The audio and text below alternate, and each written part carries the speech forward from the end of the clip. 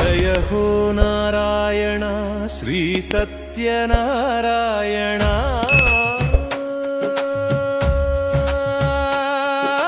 కలియుగ భక్త కోటి కల్పవృక్షమా నీకు వందనము శంఖు చక్రధారి సర్వలోక రక్షక నీ పాద పద్మములే మాకు శరణము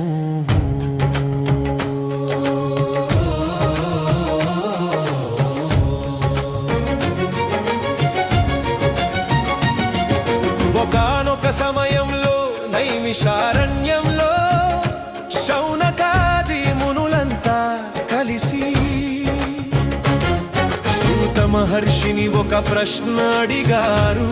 మహర్షి, ఈ కలియుగంలో మానవులు తక్కువ శ్రమతో సమస్త కష్టాల నుంచి విముక్తి పొంది కోరిన కోర్కెలు తీర్చుకోవడానికి ఏదైనా సులువైన మార్గం ఉంటే చెప్పండి అని అడిగారు. అప్పుడు సూత మహర్షి నారద మహాముని వృత్తాంతాన్ని చెప్పడం ప్రారంభించారు. ఒకసారి నారద మహాముని లోక కళ్యాణం కోసం భూలోకానికి వచ్చారు. అక్కడ మానవులు తమ పూర్వకర్మల వల్ల వ్యాధులు, దారిద్ర్యం, మానసిక శాంతితో బాధపడటం చూసి ఆయన హృదయం ద్రవించింది.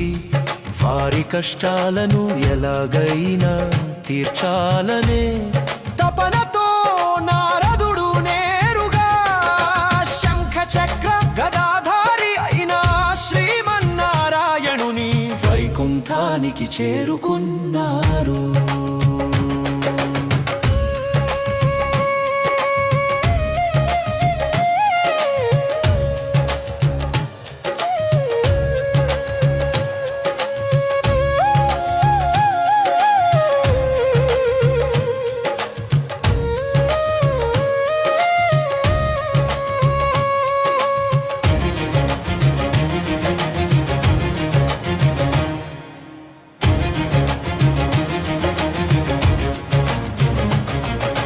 నారదుడు స్వామిని స్తుతించి, దేవా, భూలోకంలో మానవులు పడుతున్న బాధలను నేను చూడలేకపోతున్నాను. వారికి విముక్తి కలిగించే మార్గం ప్రసాదించు అని వేడుకున్నారు. అప్పుడు శ్రీ మహావిష్ణువు చిరునవ్వుతో ఇలా అన్నారు, నారద, నువ్వు అడిగినది చాలా మంచి ప్రశ్న. మానవులపై నీకున్న కరుణకు సంతోషిస్తున్నాను. భూలోకంలో శ్రీ సత్యనారాయణ వ్రతం అనే ఒక పరమ పవిత్రమైన వ్రతం ఉంది. దీనిని ఆచరిస్తే కలియుగంలో మానవుల కష్టాలన్నీ తీరిపోతాయి, ధనధాన్యాలు సమకూరుతాయి, అంత్యమున మోక్షం లభిస్తుంది.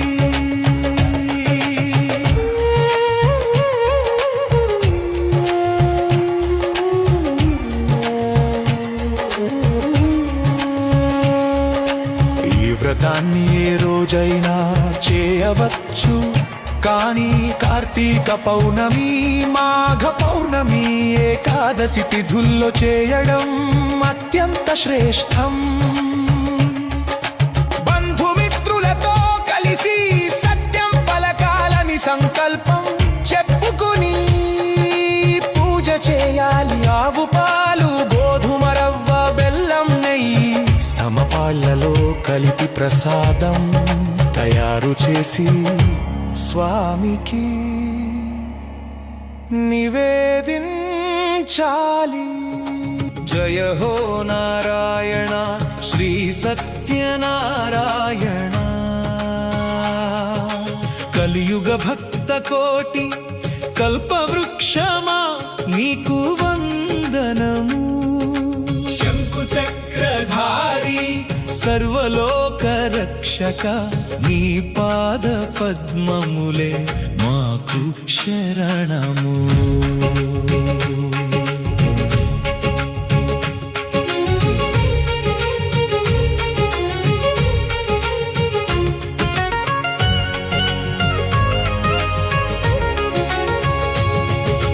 పూర్వం కాశీ నగరంలో ఒక పేద బ్రాహ్మణుడు ఉండేవాడు. అతను చాలా సద్గుణవంతుడు. కానీ తీవ్రమైన దారిద్ర్యం కారణంగా ప్రతిరోజు భిక్షాటన చేస్తూ పొట్ట పోసుకునేవాడు. అతని ఆకలి అలమటను చూసి శ్రీ సత్యనారాయణ స్వామి కరుణించారు. ఒకరోజు స్వామి ముసలి బ్రాహ్మణుడి రూపంలో అతని ముందుకు వచ్చారు. ముసలి బ్రాహ్మణుడి రూపంలో ఉన్న స్వామి ఆ పేద బ్రాహ్మణుడిని కష్టాలకు కారణమడిగి సత్యనారాయణ వ్రతాన్ని ఆచరించమని ఉపదేశించారు. మరుసటి రోజు ఉదయమే లేచిన బ్రాహ్మణుడు ఈరోజు భిక్షాటనలో ఎంత డబ్బు దొరికితే అంత డబ్బుతో వ్రతం చేస్తాను అని మనసులో నిశ్చయించుకున్నాడు. స్వామి లీల వల్ల రోజు అతనికి మునుపటి కంటే ఎక్కువ ధనం లభించింది. ఆ ధనంతో అతను భక్తి శ్రద్ధలతో వ్రతాన్ని ఆచరించాడు. క్రమంగా అతని దారిద్ర్యం తొలగిపోయి మహా ఐశ్వర్యవంతుడు అయ్యాడు.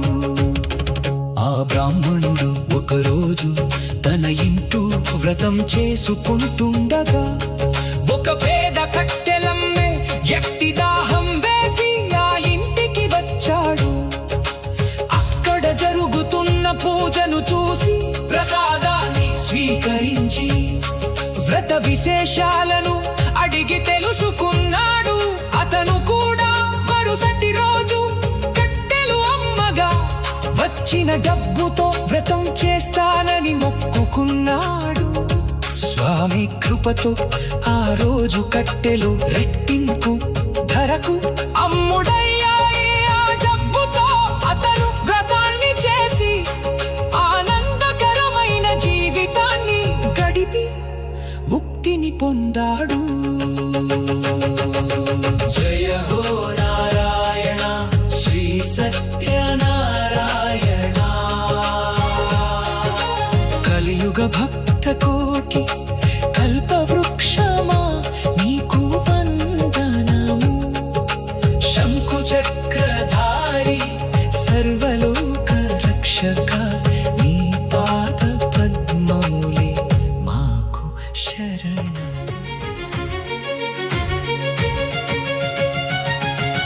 పూర్వం ఉల్కాముఖుడు అనే ధర్మాత్ముడైన రాజు ఉండేవాడు. ఒకరోజు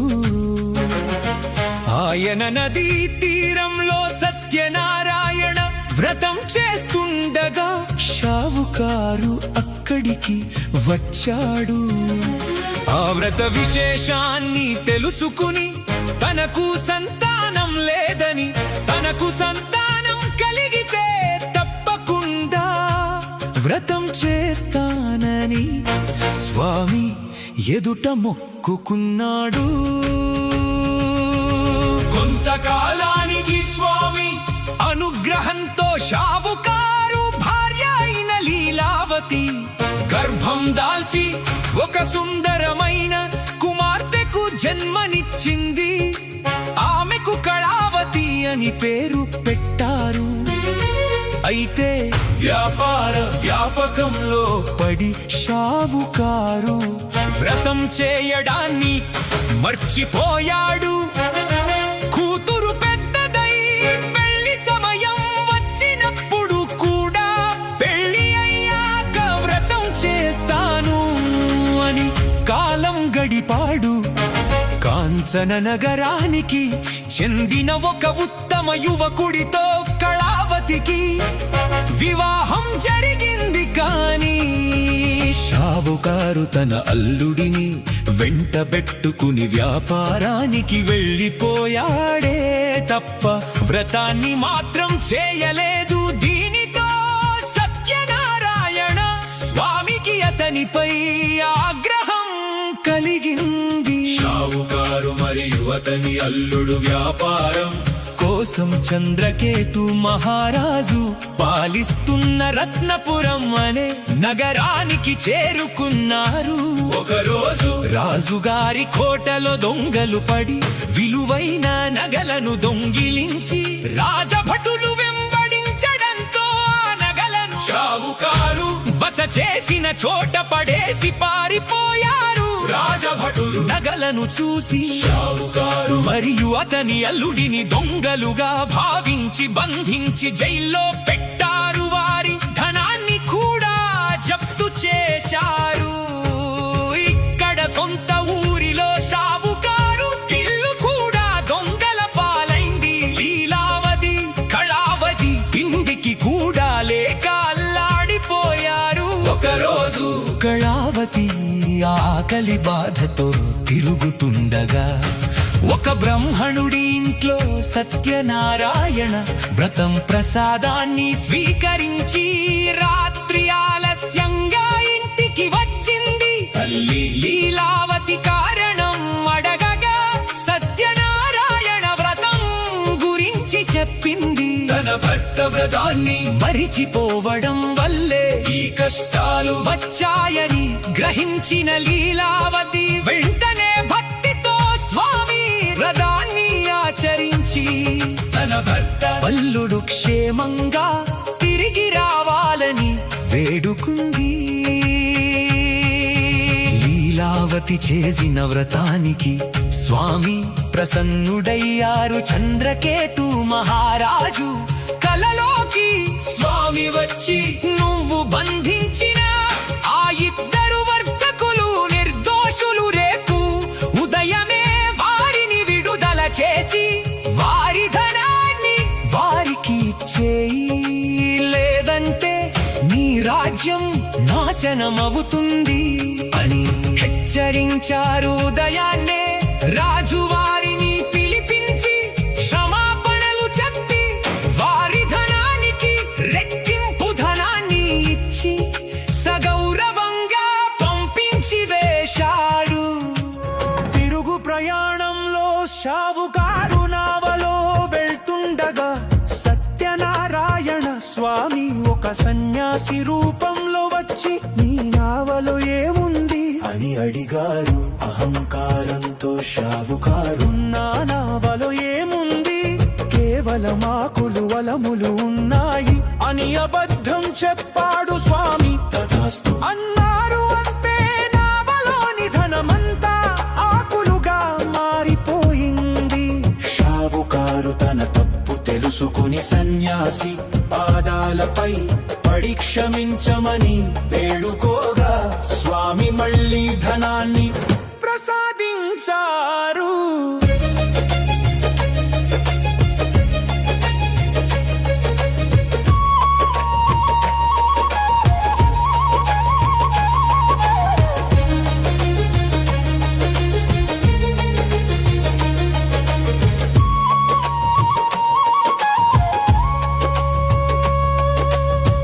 ఊరి గ్రామ సరిహద్దుకు రాగానే షావుకారు తన భార్యకు కబురు పంపాడు.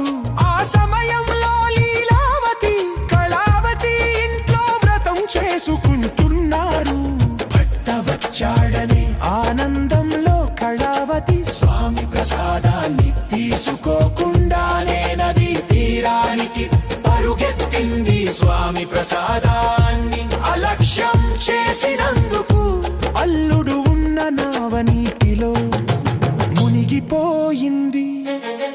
కళావతి విలపిస్తూ సహగమనం చేయడానికి సిద్ధపడింది. అప్పుడు ఆకాశవాణి పలకగా కళావతికి వ్రతలోపం తెలిసి వచ్చింది. కళావతి పరుగెత్తుకుంటూ వెళ్ళి ప్రసాదాన్ని భక్తితో స్వీకరించింది. అంతే మునిగిపోయిన నావ. అల్లుడు క్షేమంగా పైకి వచ్చారు, అందరూ కలిసి ఆనందంగా వ్రతాన్ని పూర్తి చేసుకున్నారు. జయ హో నారాయణ శ్రీ సత్యనారాయణ, కలియుగ భక్త కోటి కల్పవృక్షమా నీకు వందనము. శంకు చక్రధారి సర్వలోక రక్షక, నీ పాద పద్మములే మాకు శరణము.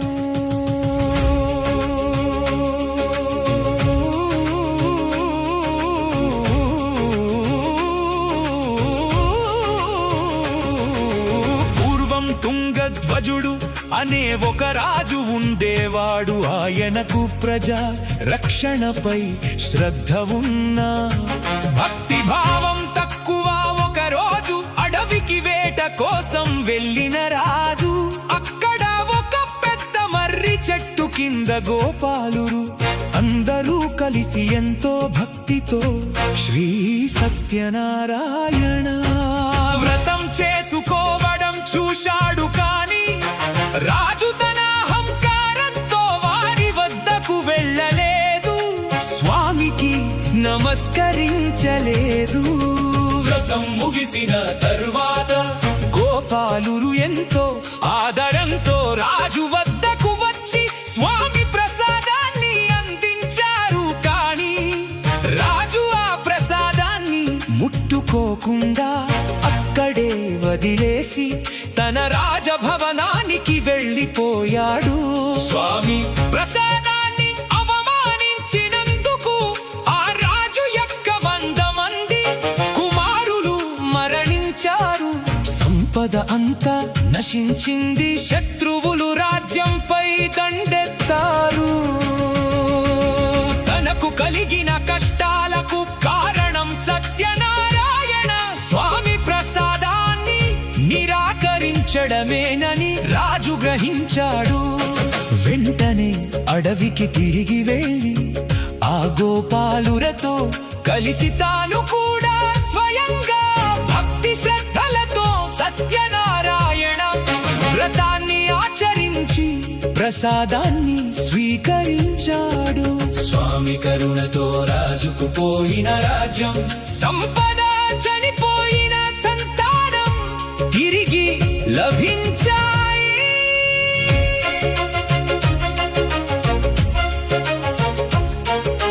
సత్యనారాయణ వ్రత కథా సమాప్తం. ఈ విధంగా సత్యనారాయణ వ్రతాన్ని కలియుగంలో ఎవరు భక్తితో చేస్తారో లేదా ఈ కథను శ్రద్ధగా వింటారో వారికి కష్టాల నుంచి విముక్తి లభిస్తుంది. పేదవారు ధనవంతులవుతారు, బంధనాలలో చిక్కుల్లో ఉన్నవారికి విడుదల కలుగుతుంది.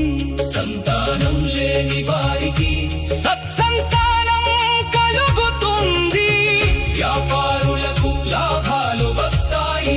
చివరగా ఈ భూలోకంలో సుఖ సంతోషాలతో జీవించి మరణానంతరం వైకుంఠ ప్రాప్తిని పొందుతారు. శ్రీ సత్యనారాయణ స్వామి చరణారవిందాభ్యాం నమః.